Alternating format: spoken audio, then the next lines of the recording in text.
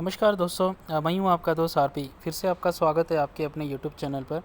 और आपके स्क्रीन पर आपको दिखाई दे रहा है Bharat heavy electronicals limited BHEL।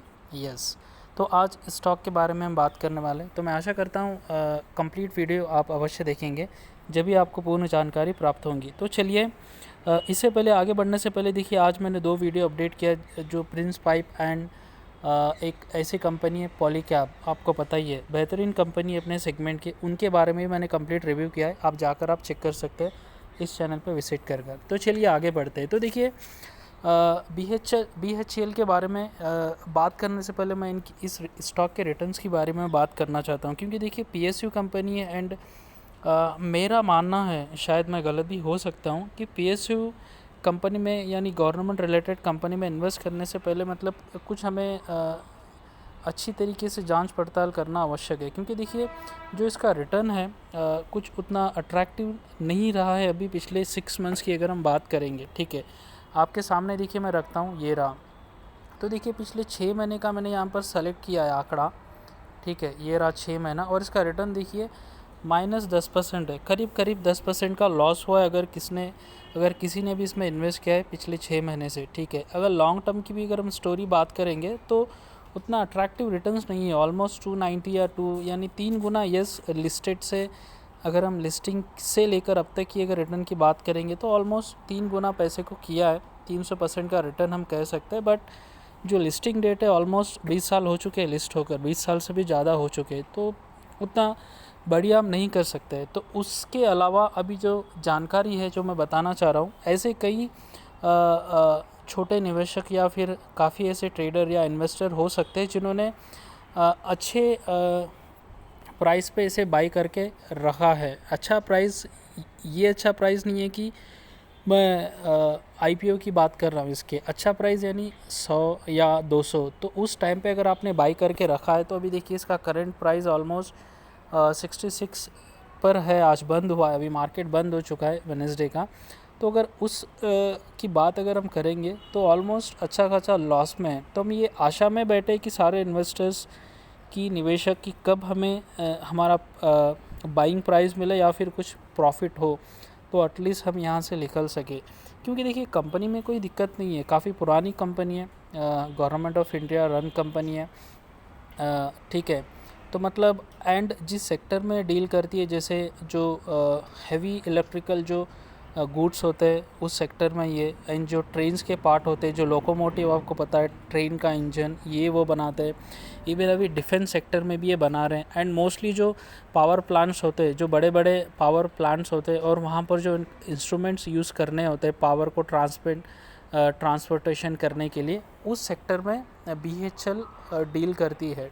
ठीक है, तो no doubt one of the best sector है, अच्छी कंपनी है। बट अगर रिटर्न बना के नहीं देंगी इन्वेस्टर्स को, तो इन्वेस्टर तो कहेंगे यस, यहाँ से निकलना होगा और कहीं जाना होगा।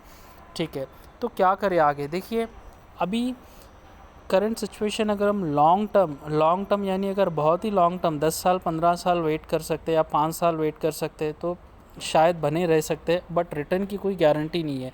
एंड ओवरऑल ये स्टॉक मार्केट है, रिटर्न कोई लिख कर नहीं दे सकता, या फिर कोई यूं ही वीडियो बनाने से हमें पता नहीं चलता है। अगर हम आंकड़े देखेंगे या फिर प्रीवियस हिस्ट्री देखेंगे तो कुछ हम बता सकते हैं। ठीक है, तो देखिए जानकारी क्या है। जानकारी देखिए मैं आपको इन डिटेल में नहीं बता रहा हूँ, लेकिन हालांकि यहाँ पर मैं ले जा रहा हूँ। देखिए न्यूज़ क्या है। न्यूज़ एक तो रिटर्न्स 6 महीने से ख़राब थे।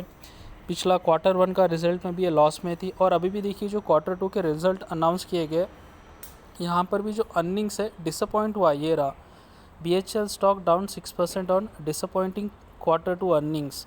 तो यहाँ पर जो अर्निंग्स में ज़बरदस्त फिर से मतलब इनको तगड़ा झटका लगा है। लॉस में ही कंपनी है, प्रॉफिट में अभी नहीं आई है। ठीक है, तो Q1 में लॉस था, अभी Q2 में ऑलमोस्ट 48 या 50 करोड़ का इन्हें लॉस हुआ है।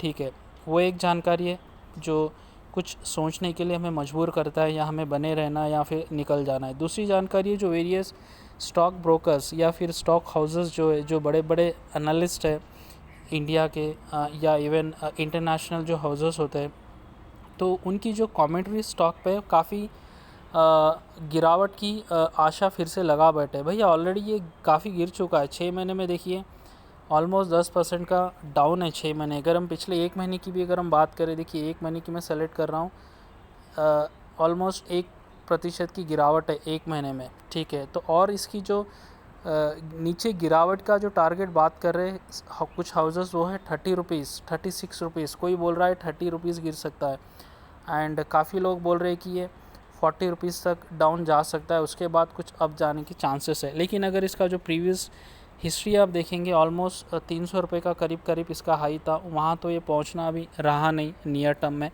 ठीक है। तो शॉर्ट टर्म में अगर हम एज ए ट्रेडर प्रोस्पेक्टिव देखेंगे तो यस, अगर हमें ज़्यादा लॉस नहीं हुआ है तो निकल कर हम कहीं और जा सकते हैं अदर सेक्टर में। अगर लॉन्ग टर्म के लिए एज ए इन्वेस्टर हम देखेंगे तो देखिए ये रिस्क रिवॉर्ड रेशो पे डिपेंड होता है, आप कितना रिस्क ले सकते हैं और कितना इंतज़ार कर सकते हैं।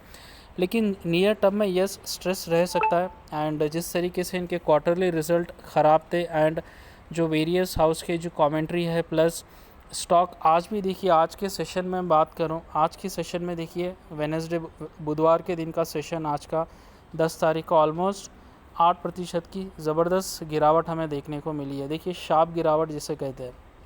तो छोटे निवेशक तो जो एटलीस्ट 70 या फिर 80 या 100 रुपीज़ पे अगर किसने लगाया तो ज़बरदस्त लॉस में बैठे हैं।